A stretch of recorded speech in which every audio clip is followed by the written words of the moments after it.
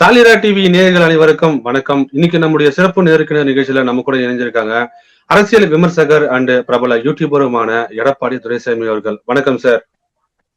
வணக்கம் விஜயகுமார். சாலிரா டிவி நேயர்கள் அனைவருக்கும் வணக்கம் சார். சமீபத்துல பாத்தீங்கன்னா தர்மபுரியில தேர்தல் பிரச்சாரத்துல ஈடுபட்டு கொண்டிருந்த பாட்டாளி மக்கள் கட்சியின் தர்மபுரி தொகுதி வேட்பாளரான முனைவர் சௌமியா அன்புமணி அவர்கள் கிட்ட வந்து அந்த தொகுதியை சேர்ந்த ஒரு இளைஞர் வந்து 10.5% இடஒதுக்கீடு தொடர்பா பேசுன மாதிரி ஒரு சில வீடியோக்கள் வந்து ஒரு குறிப்பிட்ட சில சேனலால வந்து பரப்பப்பட்டது. அதுல பாத்தீங்கன்னா அந்த இளைஞர் வந்து நீங்க பாரதிய ஜனதா கட்சியோட கூட்டணி வச்சது வந்து சரியா அப்படின்னு சொல்லிட்டு ஒரு கேள்வி எழுப்புதாகும்.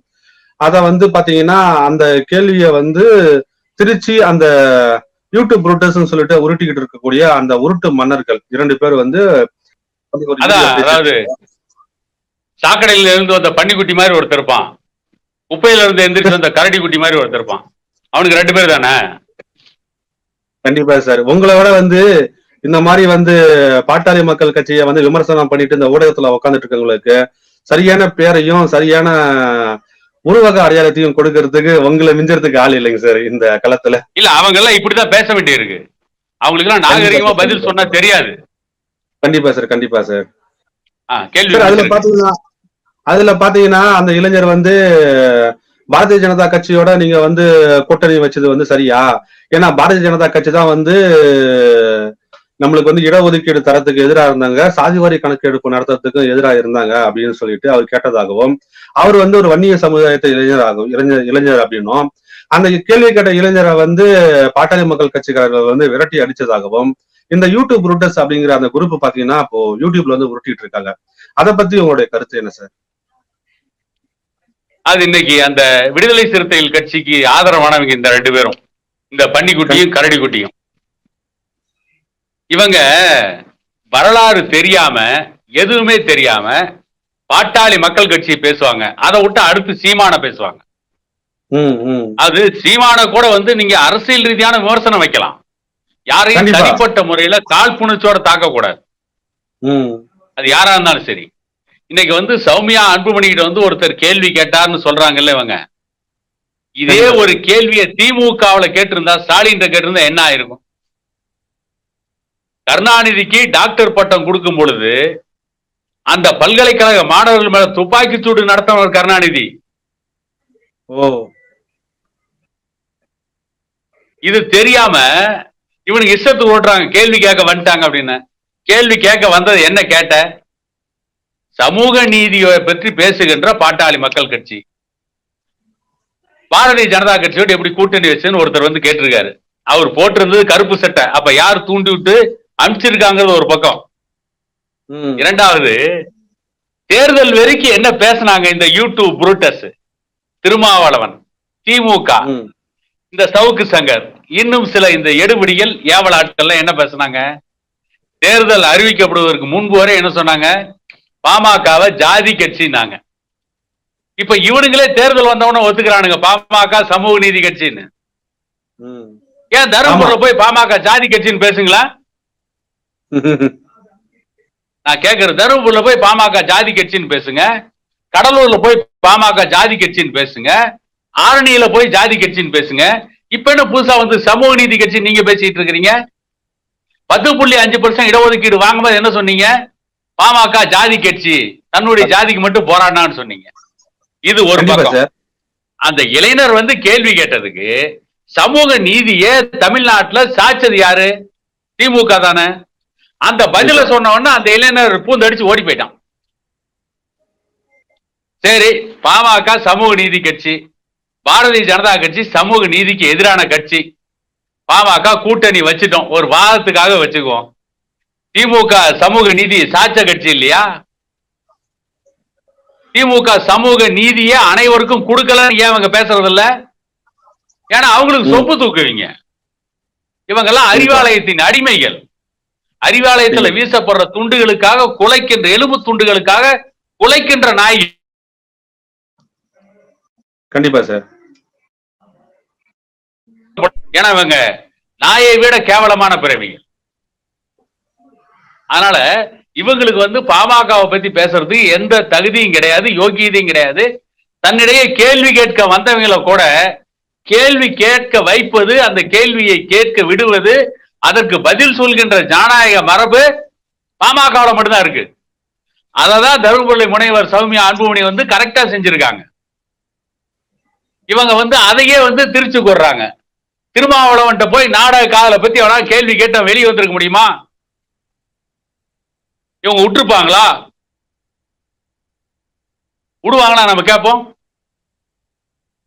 இன்னைக்கு போய் சொல்லுங்களேன், தருமபுரியில போய் பாமக காதலுக்கு எதிரான கட்சின்னு போய் பேசிருக்காமல்ல தேர்தல்ல. எவனுக்கும் முதுகெலும்பு கிடையாது, எவனுக்கும் அரசியல்ல நேர்மை கிடையாது. திருமாவளவன், திமுக, இந்த யூடியூப் புளூட்டஸ்ல இருக்க இந்த பன்னிக்குட்டி, கரடுக்குட்டி, இவனுங்களுக்கு எவனுக்கு எந்த அரசியல் நேர்மையும் கிடையாது. நீங்க என்ன பேசுனீங்க? பாமக ஜாதி கட்சி, வன்முறை தூண்டுது, மரம் வெட்டினாங்க. இப்ப ஏன் பேசல நீங்க? பாமக தேர்தலுக்கு முன்னே சமூக நீதி பத்தி பேசணும், இன்னைக்கும் சமூக நீதி பத்தி பேசுறோம். பாரதிய ஜனதா கட்சி கூட்டணியில் இருக்கணும், ஜாதி வாரி கணக்கெடுப்பை பத்தி தேர்தல் பிரச்சாரத்துல பேசணும். பாரதிய ஜனதா கட்சிக்காரர் கூட வச்சுக்கிட்டே பேசணும். பேசணுமா இல்லையா? நாம பேசணும், வீடியோ வெளியே விட்டுருக்கோம்ல.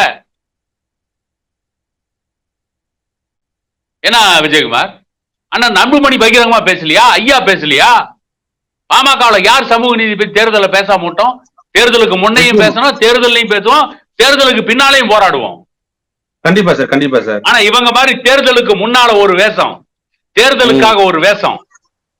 அதாவது இந்த 9 வேஷத்துல ஃபர்ஸ்ட் இவர் நடிச்ச சிவாஜி கணேசன். அது ஒரு படம், அந்த படத்துடைய பேர் எனக்கு தெரியல. அதுக்கு பின்னால கமலஹாசன் தசாவதாரம் நடிச்சிருப்பாரு. சிவாஜி கணேசன் நடிச்ச நவராத்திரி, கமலஹாசன் நடிச்ச தசாவதாரம். இவங்கெல்லாம் தசாவதாரத்தை நவராத்திரி மிஞ்சன நடிகர்கள் யாரு? திருமாவளவன், இந்த திமுக, உதயநிதி ஸ்டாலின், இவங்கெல்லாம் இவ்வளவு பேசி கிழிச்சாங்கல்ல. தமிழிச்சி தங்கமாட்டியனை சென்னையில பல இடத்துல விடாம வாக்காளர்கள் விரட்டி அடிச்சாங்களே, அதையும் இந்த அயோக்கியனுக்கு யாரும் பேசல. பத்திரிகை தர்மம்னா எல்லாத்தையும் பேசிருக்கீங்கல்ல. கண்டிப்பா சார். ஆமா, அதை பேசினா வயிற்றுப்பாட்டுக்கு வழி பிறக்காது இல்ல.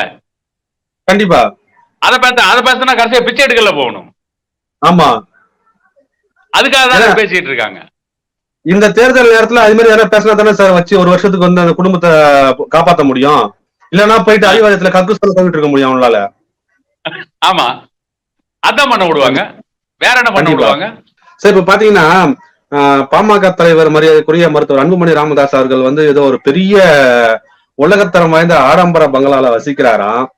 அவருக்கு பாஜக அரசு கடுமையான நெருக்கடி கொடுத்திருக்காங்களாம். அதாவது பாத்தீங்கன்னா அன்புமணி ராமதாஸ் அவர்கள் கோடி கோடியா ஊழல் பண்ண மாதிரியும், அந்த ஊழல் சம்பந்தப்பட்ட வழக்குகள் பாட்னா நீதிமன்றத்துல நடக்கிறதாகவும், அதுக்காக தான் இவர் கூட்டணி வச்சாரு அப்படிங்கிற மாதிரியும், செகண்ட் தருமபுரி தொகுதியில எப்படியாவது ஜெயிச்சாகணும் அப்படின்னு சொல்லிட்டு மருத்துவர் அன்புமணி ராமதாஸ் அவர்களுடைய மனைவியை களமிறங்கினது மட்டும் இல்லாம அவர்களுடைய மகள்களை 2 பேரையும் பிரச்சாரத்துல இறக்கி விட்டு முழுக்க பாமக ஒரு சமூக நீதி கட்சியா இருந்த பாமக இப்ப ஒரு வாரிசு அரசியல் கட்சியா மாறி இருக்கு அப்படிங்கிற மாதிரி இந்த 2 உருட்டு மன்னர்களும் உருட்டி இருக்காங்க. அதை பத்தி உங்களோட கருத்து? இல்ல, பாமக தலைவர் அன்புமணி ராமதாஸ் மேல பாட்னா நீதிமன்றத்துல கேஸ் நடக்குதாமா? எந்த நீதிமன்றத்துல கேஸ் இருக்குன்றது கூட தெரியாம பேசிட்டு இருக்கானுங்க. பாட்னா நீதிமன்றத்துல எங்க கேஸ் நடக்குது? இவங்க கனிமொழிக்கும் ஆசாவுக்கும் பாட்டியாலா நீதிமன்றத்துல கேஸ் நடந்தது. இவங்க பாட்டியாலாவுக்கும் பாட்னாவுக்குமே டிஃபரன்ஸ் தெரியாம இருக்காங்க. பாட்னா தான் பழைய பாடலிபுத்திரம், இன்றைய பாட்னா. பாட்டியாலாவுக்கும் பாட்னாவுக்கும் வித்தியாசம் தெரியல. இவங்க எல்லாம் ஊடகத்துல பேச வந்துடுறாங்க. 2வது, இவர் மேல என்ன கோடிக்கணக்கா சம்பாதிச்சதா வழக்கு? இப்பதான் புதுசா அவங்க கரடி விடுறாங்க. பல கோடி கணக்கா ஊழல் செஞ்சது இல்ல, அதாவது பல கோடி கணக்கா ஊழல் செஞ்சு 2G ஸ்பெக்ட்ரம் ஊழல் வழக்கு இருந்தது ஆசா மேலேயும் கலைஞருடைய பிள்ளை கனிமொழி மேலேயும். பலிகடா வாக்கப்பட்டார் வழக்கு. இப்படி பல வழக்குகள் திமுக மேல இருக்கு. இவர் மேல இருக்கிற ஒரே வழக்கு என்னன்னா, மருத்துவக் கல்லூரிக்கு சரியான கட்டமைப்பு இல்லாம அனுமதி வழங்கிட்டாங்க அப்படின்ற ஒரே வழக்கு தான். அந்த வழக்குல கூட அவருக்கு கீழே 7 நிலையில அதிகாரிகள், அந்த அதிகாரிகள் அந்த மருத்துவக் கல்லூரி போய் ஆய்வு பண்ணி அவங்க கொடுத்த அறிக்கையின் அடிப்படையில் தான் அந்த மருத்துவக் கல்லூரிக்கு அனுமதி வழங்குறாங்க. அப்படி உண்மையிலேயே மருத்துவக் கல்லூரிக்கு அனுமதி வழங்கி கோடிக்கணக்கில் சம்பாதிக்கணும்னா தமிழ்நாட்டில் எத்தனையோ பேருக்கு அன்னைக்கு மருத்துவக் கல்லூரிக்கு அனுமதி கொடுத்திருக்கலாம். தனியார் மருத்துவக் கல்லூரிக்கு அனுமதி கொடுத்திருக்கலாம்.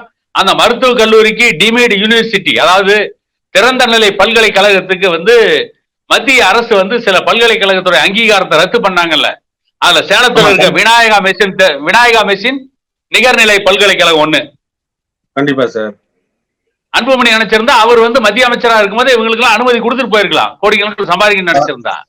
அப்படி எதுவுமே கிடையாது. கோடிக்கணக்கில் சம்பாதிக்க நினைச்சிருந்தா சிகரெட் மாஃபியாக்களோட சமரசம் பண்ணியிருந்தா பல லட்சக்கணக்கான கோடிக்கு அதிபதி ஆயிருக்கலாம். 36,000 கோடியில 20% கமிஷன் தரனாங்க ஒரு ஆண்டுக்கு. அவர் இருந்த 5 ஆண்டுக்கும் கமிஷன் எவ்வளவு வாங்கி இருக்கலாம்? இதையே எவ்வளவு பேசுறது இல்ல. ஆனா அந்த புகையிலை மாஃபியாவுக்கு எதிராக இவர் சட்டத்தையும் நிறைவேற்றினாரு. பொது இடங்கள் சிகரெட் பிடிக்க கூடாது, சிகரெட் விளம்பரம் இருக்க கூடாது. அவர் அமைச்சராக வருவதற்கு முன்பு இன்றைய கிரிக்கெட் நட்சத்திரம் சச்சின் டெண்டுல்கர் அந்த டி-ஷர்ட்ல வில்ஸ் சிகரெட்டினுடைய ஸ்டிக்கரை ஒட்டுறதுக்கு ஒரு மேட்சுக்கு மட்டுமே 20 லட்சம் ரூபாய் கொடுத்தாங்க சச்சின் டெண்டுல்கருக்கு. தெரியுமில்ல விஜயகுமார்? அந்த விளம்பரங்களை கிரிக்கெட் உலகத்திலிருந்து தூக்குனது யாரு? நம்ம தலைவர். எந்த கிரிக்கெட் பிளேயரும் இந்தியாவுக்குள்ள விளையாடும் போது புகையிலை பொருட்களுடைய ஸ்டிக்கர் இருக்கக்கூடாது, புகையிலை விளம்பரங்கள் அந்த ஸ்டேடியத்துல இருக்கக்கூடாது.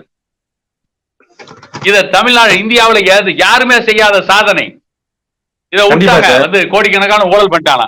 கோடிக்கணக்கான ஊழல் பண்ணி லட்சக்கணக்கில் சொத்து சேர்த்த கருணாநிதி குடும்பத்தை பக்கத்துல வச்சுக்கிட்டு திமுக கூட கூட்டணி வச்சுக்கிட்டு திமுக கூட கொஞ்சம் குழாவிக்கிட்டு திருவாரூர்ல இருந்து மாடர்ன் தியேட்டர்ஸ் கதைவசனம் எழுத வரும்போது கலைஞர் கருணாநிதிக்கு கட்டி இருந்த வேட்டி, போட்டிருந்த சட்டை, மேல போட்டிருந்த துண்டு, சட்டை பையில ஒரு மர பேனா, இதை தவிர வேற எந்த சொத்தும் கிடையாது.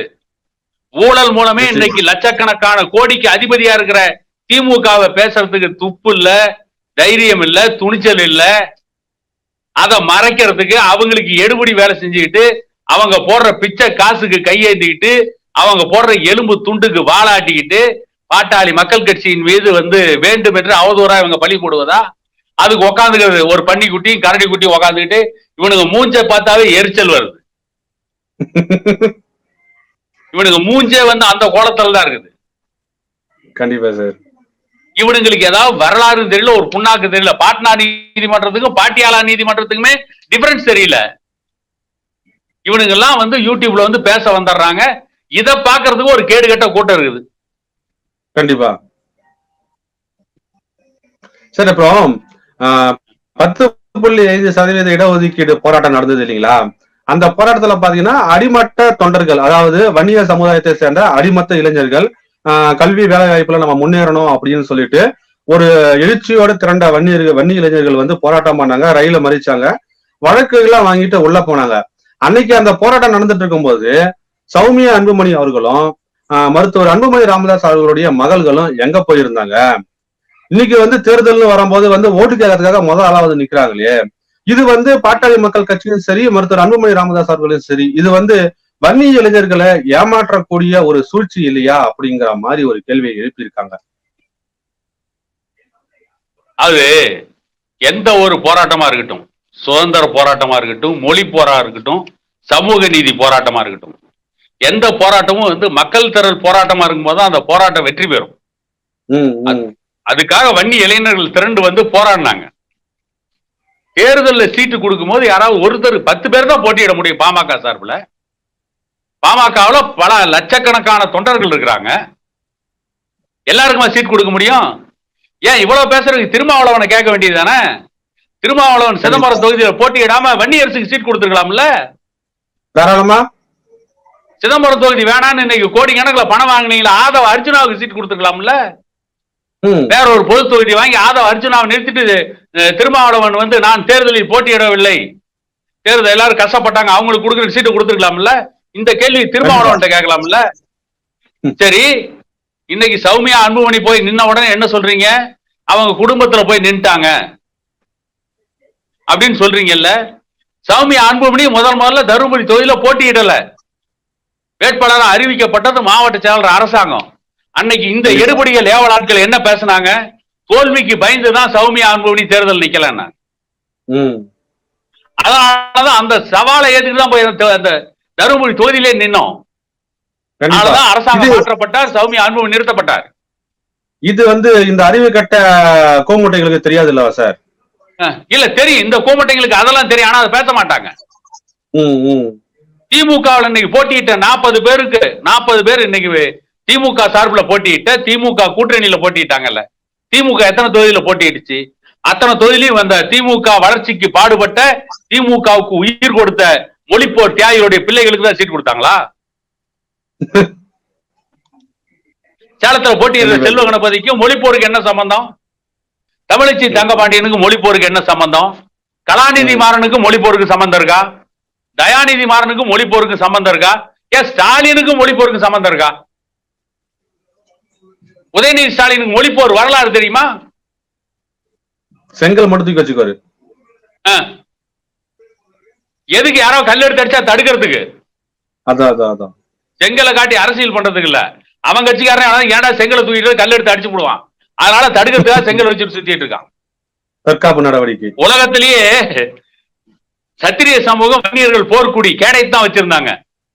இவன் தான் செங்கல் வச்சிட்டு இருக்கான். கேடயத்துக்கு மேல செங்கல்ல பயன்படுத்தின அதிநவீன விஞ்ஞானியே உதயநிதி ஸ்டாலின் தான். கண்டிப்பா சார். மொழிப்போருக்கு சம்பந்தம் இல்லாம திமுக அமைச்சர், எம்பி, எம்எல்ஏ அவங்க எல்லாம் கேட்கறதுக்கு இவனுக்கு எவனுக்கு துப்பு இல்ல. பாட்டாளி மக்கள் கட்சிட்டு வந்துடுறானுங்க. இந்த யூடியூப் புரூட்டஸ்ல இருக்க இந்த பன்னிக்குட்டிக்கும் கரடி குட்டிக்கும் திருமாவளவனுக்கும் பாட்டாளி மக்கள் கட்சிங்கிற ஒரு கட்சி உயிர் போட இருக்கிற வரைக்கும் தான் இவங்களுக்கு மரியாதை. பாட்டாளி மக்கள் கட்சி இல்லைன்னா அடுத்த நிமிஷம் அறிவாலயத்துடைய கதவை பூட்டி இவங்களை கொண்டு போய் வேற எங்கேயாவது தள்ளி விட்டு வந்துருவாங்க. உங்களுக்கு அவ்வளவுதான் வேலை, ஓடுங்கடா அப்படின்ட்டு. அதுக்கப்புறம் இவங்க பொட்டியில் இடங்கின பாம்பு மாதிரிதான். உதாரணத்துக்கு கட்டபொம்மனை காட்டி கொடுத்தான் எட்டப்ப, கட்டபொம்மனை காலி பண்ணாங்க. அடுத்து எட்டப்பனை வெள்ளக்காரன் விட்டா வச்சான். ஆனா கட்டபொம்மனுக்காவது வரலாறு இருக்குது. எட்டப்பன் என்னானா வரலாறு கூட கிடையாது. அடுத்து எட்டப்பனை சத்தமே தெரியாம அடிச்சாங்க. அதே நிலைமைதான் திருமாவளவனுக்கும் விசிகாவுக்கும். அது தெரியாம இந்த கோமட்டைங்க, இந்த பன்னிக்குட்டி, கரடிக்குட்டி இதெல்லாம் நின்று நம்மளை விமர்சனம் பண்ணிட்டு இருக்குது. திமுக கிட்ட கேட்க வேண்டிய கேள்வி நம்ம கிட்ட கேட்டுட்டு இருக்காங்க. ஆக இவங்க பண்றதே மிகப்பெரிய அரசியல் அயோக்கியத்தனம் தான்.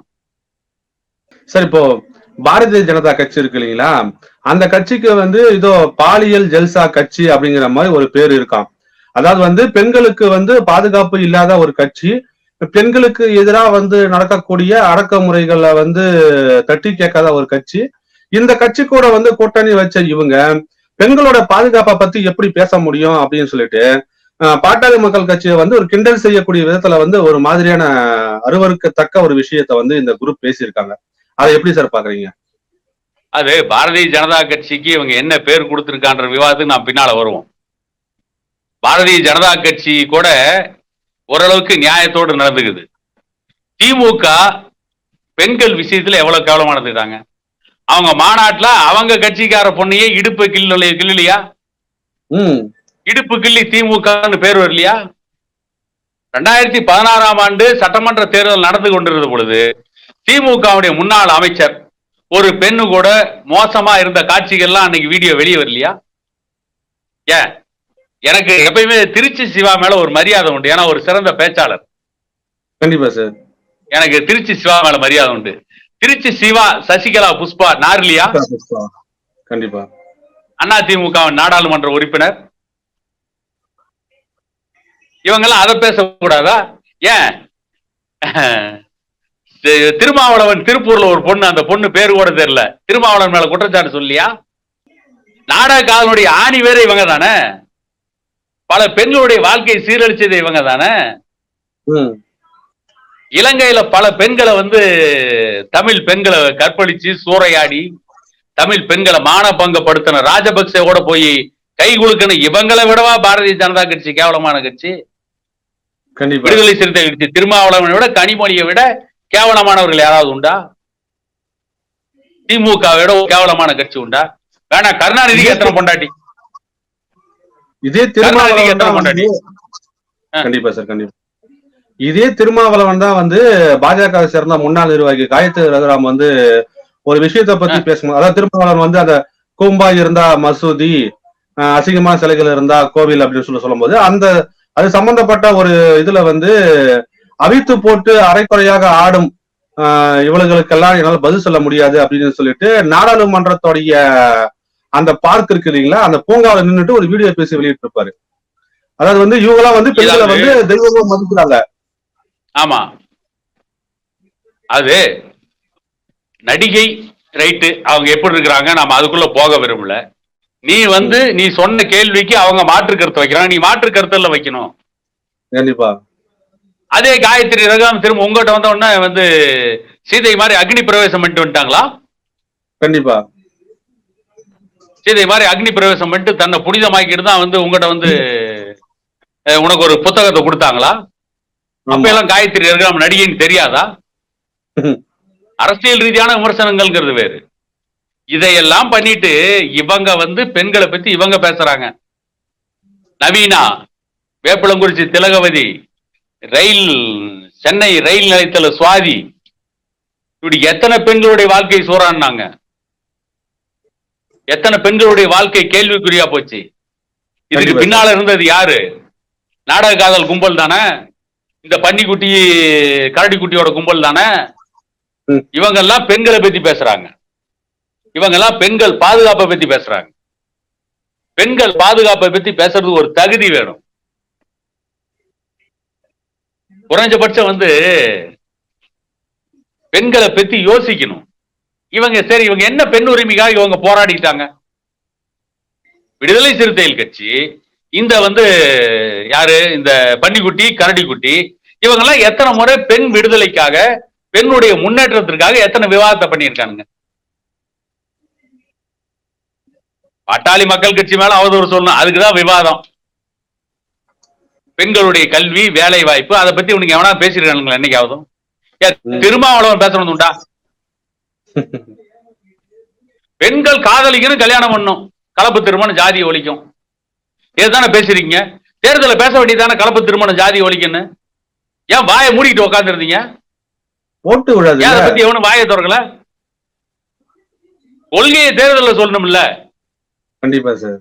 கலப்பு திருமணம், காதல் திருமணம், ஜாதியை ஒழிக்கின்ற கொள்கையை ஏன் நீங்க போய் தேர்தல்ல சொல்ல? உங்க கொள்கை சரியா இருந்தா சொல்லலாம். நாங்க சமூக நீதி பேசுறோம்ல, நீர் மேலாண்மை பேசுறோம்ல, புவி வெப்பமயமாதல பேசுறோம்ல. நாம இப்ப என்ன பேசுறோமோ இதெல்லாம் தேர்தலையும் பேசுறோம். கண்டிப்பா. பெண்கள் பாதுகாப்பை பத்தி பேசுறோம்னா போய் காதல் திருமணம் பண்ணா பெண்களுக்கு பாதுகாப்பு இருக்கும், கலப்பு திருமணம் பண்ணா பெண்களுக்கு பாதுகாப்பு இருக்கும், போய் பேச வேண்டியதானே. நிச்சயமா. அதை விட்டு தேவையில்லாம அரசியல் கட்சி பாஜக மேலையும் பாமக மேலையும் பொய் சொல்றது, குற்றம் சொல்றது, இதே வேலையா அவங்களுக்கு. எத்தான செஞ்சிட்டு இருக்கிறாங்க.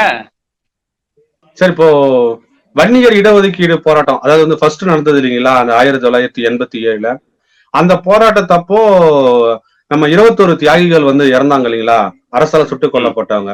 அந்த தியாகிகளை சுட்டுக் கொண்டதே வந்து அதிமுக தான். ஆனா அப்படி வந்து அதிமுக சுட்டுக் கொண்டாலும் திமுக தான் அவங்களுக்கு வந்து பிற்படுத்தப்பட்டோர் அப்படின்னு சொல்லிட்டு ஒரு பிரிவை உருவாக்கி இடஒதுக்கீடை கொடுத்தாங்க. இன்னைக்கு பாத்தீங்கன்னா அந்த திமுகவுக்கு எதிராக வந்து இவங்க செயல்படுறது வந்து ஒரு பக்கம் இருந்தாலும் சொந்த வன்னியர்களுக்கு எதிராகவே இவங்க செயல்படுறாங்க. அதாவது வன்னியர் நலன்ல அக்கறை இல்லாத அதிமுகவோட கூட்டணி வைக்கிறாங்க, பாஜகவோட கூட்டணி வைக்கிறாங்க. அந்த மாதிரி வந்து வன்னியர்களுக்கு எதிராகவே வந்து பாமகவுடைய ஒவ்வொரு நகர்வும் இருக்கு அப்படிங்கிற மாதிரி இந்த குரூப் வந்து கடைசி ஒரு குற்றச்சாட்டை வச்சிருக்காங்க. இதுக்கு உங்களுடைய பதில் என்ன சார்? இல்ல, அதாவது அதிமுகவோட கூட்டணி வச்சோம், பாரதிய ஜனதா கட்சியோட கூட்டணி வச்சோம், அவங்க வன்னியருக்கு இடஒதுக்கீடு கொடுக்கல. இந்த ரெண்டு பேரும் ஏன் திமுகவோட கூட்டணி வச்சாங்க, திமுக இடஒதுக்கீடு கொடுக்கலன்னு பேசல? வன்னியர்களுக்கு 10.5 இடஒதுக்கீடு திமுக கொடுக்கலன்னு ஏன் பேசல? திமுகவோட கூட்டணி வச்சோம், அப்ப ஏன் திமுக கொடுக்கல?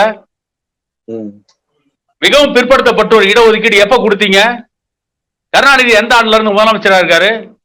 1967 திமுக ஆட்சிக்கு வருது, 1 வருஷம் தான் அண்ணா இருந்தாரு. அதுக்கு பின்னால கருணாநிதி தான் திமுகவை கபலீகரம் பண்ணாரு.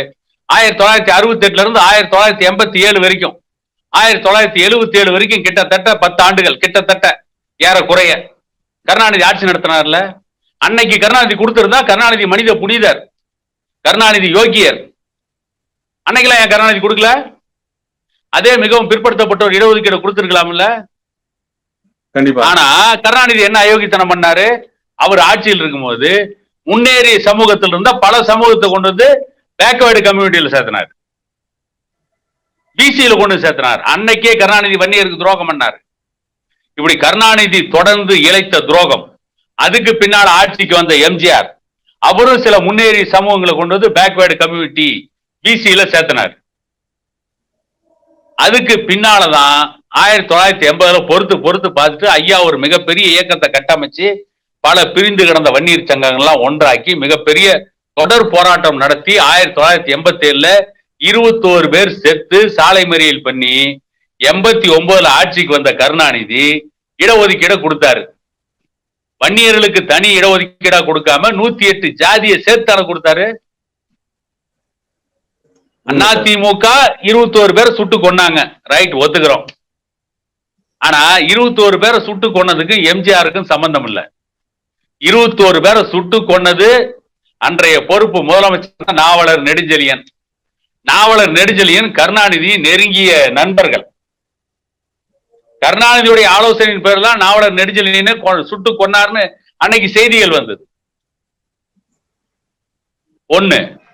அதுக்கு பின்னாலே இடஒதுக்கீடு கொடுக்கல அப்படின்னா அதுக்கப்புறம் வன்னியர் சமூகத்துக்கு ஒரு மிகப்பெரிய போராட்டத்தை டாக்டர் ஐயா அறிவிச்சிருந்தாருன்னா 21 பேருக்கு பதில் 5000 பேர் சுட்டுக் கொள்ள வேண்டியிருக்கு. அந்த போராட்டத்துல அவ்வளவு பெரிய போராட்டம் நடந்திருக்கு. அதோட திமுகவுக்கு வட தமிழகத்துல முடிவரை எழுதியிருப்போம். அதுக்கு பயந்து போய் தான் கருணாநிதி இடஒதுக்கீடு கொடுத்தாரு. அது மட்டுமல்ல, 21 பேரை வந்து அதிமுக ஆட்சியில சுட்டு கொல்லப்பட்டிருந்தாலும் கூட எம்ஜிஆர் வந்து 15% வன்னியர்களுக்கு தனி இடஒதுக்கீடு கோப்புகளை தயார் பண்ணிட்டார். அந்த கோப்பை தயார் பண்ணி சட்ட ஆலோசனை, அதாவது லீகல் ஒப்பீனியன் வாங்கறதுக்காக எம்ஜிஆர் காத்திருந்த நேரத்திலாம் எதிர்பாராத எம்ஜிஆர் செத்தார். எம்ஜிஆர் செத்த உடனே அந்த கோப்புகளை எடுத்து எரிச்சவன் யாருன்னு கேட்டீங்கன்னா எம்ஜிஆருடைய மந்திரி சபையில சட்டத்துறை அமைச்சரா இருந்த கருணாநிதிக்கு நிகரான ஊழல் பேர்வழி யாரு? திருச்செங்கோடு பொன்னையன். முதலமைச்சரா பொன்னையனை கொடுத்தா கருணாநிதியை மிஞ்சிருப்பான் ஊழல்ல. அந்த ஆள் தான் அந்த கோப்புகளை எம்ஜிஆர் செத்த உடனே எம்ஜிஆரை கொண்டு போய் அடக்கம் பண்றதுக்கு முன்னே அந்த கோப்புகளை எரிச்சான். இந்த வரலாறு எல்லாம் யாரும் பேசுறதில்ல, நாம தான் பேச வேண்டியது. கண்டிப்பா சார். அதே நேரத்துல அந்த இடஒதுக்கீட்டுக்கான சாலை மறியல் போராட்டம் நடக்கும் பொழுது தலித் சமூகத்தினுடைய குடிசைகளை தீ வச்சு கொளுத்திட்டு அந்த பழியை வன்னியர் சமூகத்தின் மேல போட்ட அயோக்கியத்தனத்தை செஞ்சதே கலைஞர் கருணாநிதி திமுகவும் தான். இவங்க என்ன வன்னியர் சமூகத்துக்கு தியாகம் செஞ்சுட்டாங்க? திமுக எவ்வளவு வரலாறு மறைச்சிட்டு இருக்கிறீங்க? திமுக அண்ணா திமுக ஒண்ணு பெருசா செஞ்சிடல வன்னியர் சமூகத்துக்கு. வன்னியர் சமூகத்துக்கு டாக்டர் ஐயான்னு ஒரு தலைவர் வந்து அவர் போராடியதற்கு பிறகுதான் எல்லாமே. வெள்ளக்காரன் இந்தியாவுக்கு சும்மா சுதந்திரத்தை கொடுத்துட்டு போயிட்டானா? மகாத்மா காந்தி, சுபாஷ் சந்திர போஸ், பகத்சிங் இவங்க எல்லாம் போராடின பின்னால்தான் சுதந்திரம் வந்துச்சு. இந்த சுதந்திரத்துக்கு வந்து வெள்ளக்காரனை சொந்தமாக்க முடியுமா? இந்தியாவுக்கு சுதந்திரம் கொடுத்து வெள்ளக்காரன் பேசுவீங்களா யாராவதும்? அப்ப இந்தியாவை அடிமைப்படுத்தினது யாரு? வெள்ளக்காரன் தானே. இந்தியாவுக்கு சுதந்திரம் கிடைச்சது காரணம் ஜவஹர்லால் நேரு, மகாத்மா காந்தி, பகத்சிங், சுபாஷ் சந்திர போஸ், பாலகங்காதர திலகர், கோபாலகிருஷ்ணன் கோகலே, இப்படி எத்தனையோ பேர் இருக்கிறாங்க. அவங்களதான் சொல்ல முடியும். ஆக 10.5% இடஒதுக்கீடு கொடுத்ததுனால 10.5 இடஒதுக்கீடு கொடுத்தன்னு ஏமாத்துறது ஒரு பக்கம் எடப்பாடி பழனிசாமி. இந்த மிகவும் பிற்படுத்தப்பட்ட ஒரு இடஒதுக்கீடு கொடுத்தனால கருணாநிதிக்கு சொந்தமாயிராது. போராடிய டாக்டர் ஐயாவுக்கு 21 உயிர்களுக்கும் போராடிய வன்னியர் சமூகம் தான் அது காரணம். அப்ப கருணாநிதி இடஒதுக்கீடு கொடுத்தாருன்னா இனிமே எவனும் வந்து காந்தி சுதந்திரத்துக்கு போராட்டான்னு சொல்லக்கூடாது, வெள்ளக்காரன் கொடுத்தான்னு தான் சொல்லணும். கண்டிப்பா. அதனால இந்த பொய்யை பித்தலாட்டத்தெல்லாம் இனிமே வந்து ஊடகத்துல பரப்பினா நாம வேடிக்கை பார்த்துட்டு இருக்க மாட்டோம். நிச்சயமா சார்.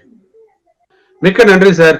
தொடர்ந்து பாட்டாளி மக்கள் கட்சியை பற்றி ஊடகங்களில் அவதூறாக வரும் செய்திகளுக்கு உங்களுடைய பாணியில் தொடர்ந்து பதிலளிச்சுட்டு வரீங்க. இன்னைக்கும் உங்களுடைய பதில் எல்லாம் விறுவிறுப்பாகவும் பரபரப்பாகவும் இருந்தது. மீண்டும் உங்களை இதே போன்று மற்றும் ஒரு நிகழ்ச்சியில சந்திக்கிறேன். நன்றி, வணக்கம் சார். அனைவருக்கும் வணக்கம்.